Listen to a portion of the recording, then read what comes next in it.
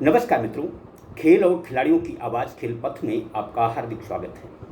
मित्रों, उत्तर प्रदेश में संचालित तीनों स्पोर्ट्स कॉलेज भगवान भरोसे चल रहे हैं। इन स्पोर्ट्स कॉलेजों में नियमित प्राचार्यों की नियुक्ति न किए जाने से जहां अव्यवस्थाएं प्रशिक्षु खिलाड़ियों का, प्रशिक्षु छात्र छात्राओं का मनोबल तोड़ रही हैं, वहीं आए दिन कुछ न कुछ अप्रिय होता रहता है।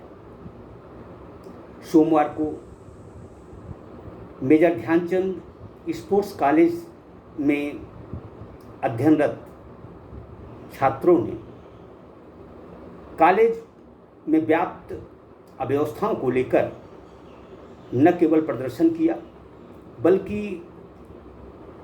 इन प्रदर्शनकारी छात्रों में से एक को पुलिस ने मारा भी।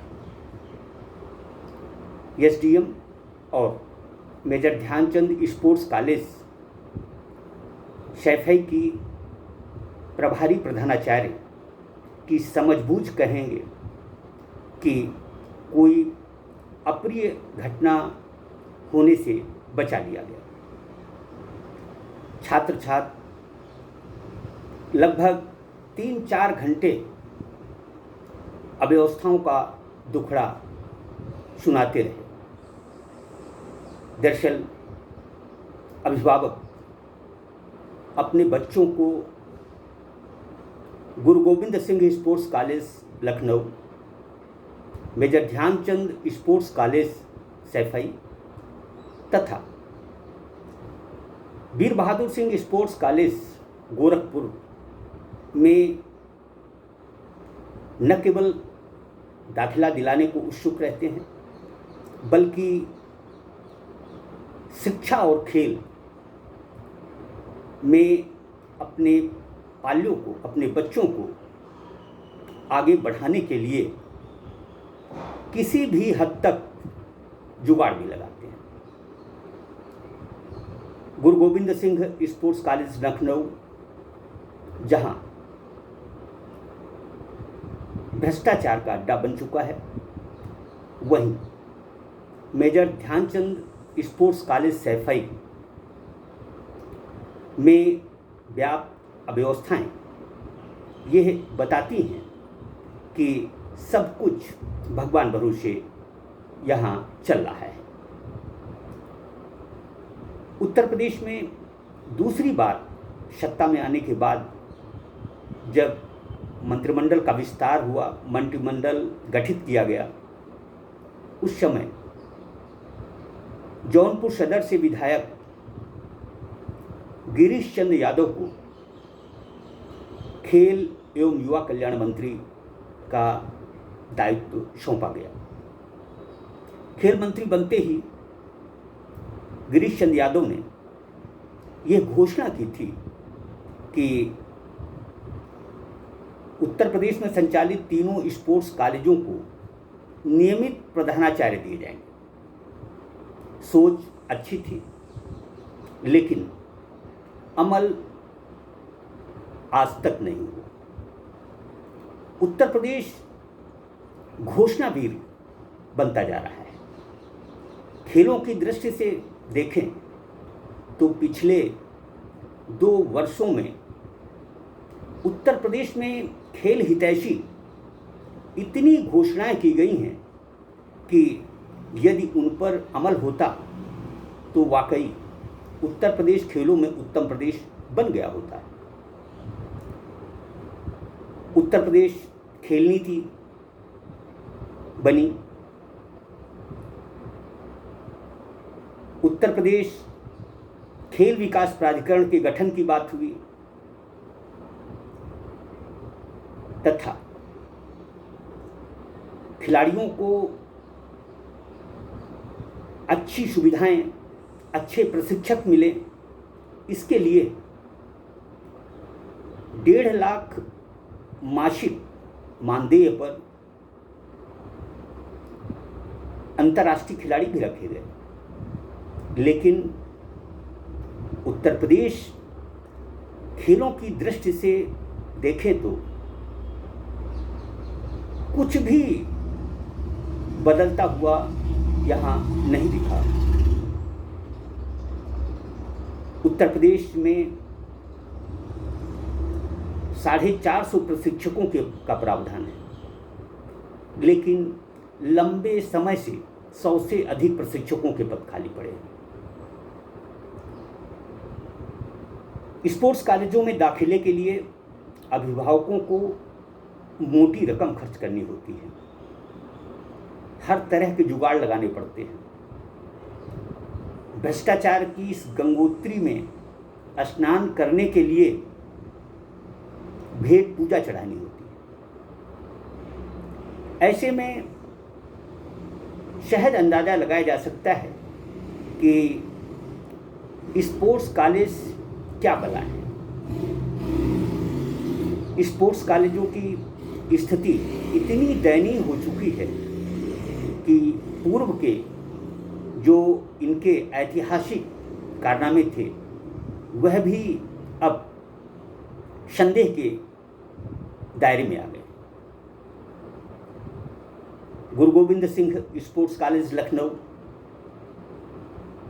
उस नटवर लाल के हाथ में है जिसे भ्रष्टाचार में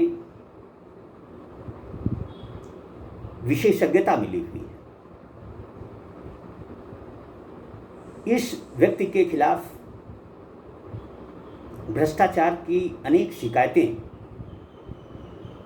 खेल मंत्री, मुख्यमंत्री तथा अन्य जवाबदेह अधिकारियों तक पहुंची, लेकिन दुख और दुर्भाग्य की बात है कि इस नटवर लाल का बाल बांका भी नहीं हो सका। अलबत्ता ये है, भरे चौराहे पर कहता रहता है कि मेरा कोई कुछ नहीं बिगाड़ सकता। दरअसल जिस तरह की स्थितियां उत्तर प्रदेश में खेलों में निर्मित हो चुकी हैं, उस पर यदि अविलंब ध्यान नहीं दिया गया तो कुछ भी घटित हो सकता है। जिस तरह से पुलिस खेल विभाग में कार्यरत प्रशिक्षक पर हाथ उठाती है, स्पोर्ट्स कॉलेजों में पढ़ने वाले प्रशिक्षु छात्रों पर हाथ उठाती है, वह कहीं से भी अच्छा नहीं कहा जा सकता।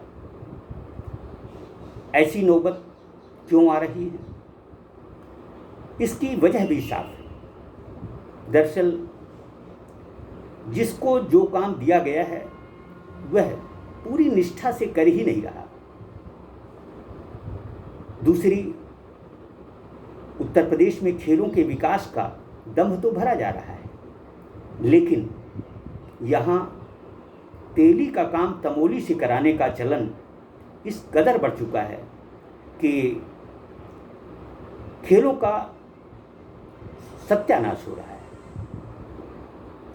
दरअसल जिस तरह की स्थितियाँ स्पोर्ट्स कॉलेजों में निर्मित हो चुकी हैं, जिस तरह की अव्यवस्थाएं स्पोर्ट्स कॉलेजों में व्याप्त हो चुकी हैं, क्या खेल मंत्री जी बताएंगे कि इन स्पोर्ट्स कॉलेजों में नियमित प्रधानाचार्यों की नियुक्ति आखिर कब होगी? दरअसल पूर्व के खेल मंत्री भी बहुत सारी घोषणाएं करके चुनाव हार चुके हैं। दरअसल उत्तर प्रदेश में घोषणा वीरों की नहीं बल्कि कर्मठ लोगों की ज़रूरत है। जो कुछ भी खेलों के नाम पर हो रहा है, यह तमाशा बंद होना चाहिए। जब तक ईमानदारी से प्रतिभाओं का चयन नहीं होगा, कॉलेजों की स्थितियां नहीं सुधारी जाएंगी, व्यवस्थाएं नहीं सुधारी जाएंगी, प्रशिक्षु छात्र छात्राओं को पौष्टिक आहार नहीं मिलेगा, जहाँ रह रहे हैं हॉस्टल में वहाँ सफाई नहीं होगी, तो आखिर वह किस मनोयोग से शिक्षा और खेल को आत्मसात कर पाएंगे? ये सोचने वाली बात है। क्या खेल निदेशालय और खेल मंत्री उत्तर प्रदेश के क्रीड़ांगनों और प्रदेश में संचालित स्पोर्ट्स कॉलेजों की सुध लेंगे? और सुध लेंगे तो क्या इनकी व्यवस्थाएं जो कि बेपटरी हो चुकी हैं, उन्हें पटरी में लाने के कब और क्या जतन किए जाएंगे? यह जानना हर खेल प्रेमी चाहता है, हर अभिभावक चाहता है, और इन स्पोर्ट्स कॉलेजों में अध्ययन और खेल का प्रशिक्षण हासिल करने वाली हर प्रतिभा चाहती है। अब देखना यह है कि मेजर ध्यानचंद स्पोर्ट्स कॉलेज में जिस तरह छात्र को पीटा गया, जिस तरह छात्रों ने आंदोलन किया, इसकी पुनरावृत्ति न हो, इस पर ध्यान दिया जाना बहुत ज़रूरी है। Major Dhyanchand sports college Saifai की जहाँ तक बात है, पूर्व में भी खान पान को लेकर यहाँ के छात्र आंदोलन कर चुके हैं। यहाँ तक कि पूर्व खेल मंत्री उपेंद्र तिवारी ने मौके का निरीक्षण किया भी था, और छात्रों की जो शिकायतें थीं वह सही भी पाई गई थी। लेकिन तब से आज तक उत्तर प्रदेश के स्पोर्ट्स कॉलेजों की व्यवस्थाएं सुधारने की बातें सिर्फ कागजों में होती रही हैं। न ही स्पोर्ट्स कॉलेजों को नियमित प्राचार्य मिल पाए, न ही खिलाड़ियों की अध्ययनरत छात्र छात्राओं की शिक्षा दीक्षा में आमूल चूल परिवर्तन आ पाया।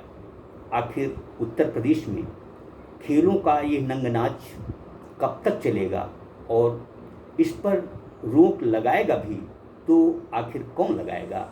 यह सबसे बड़ा सवाल है। जय हिंद, जय भारत।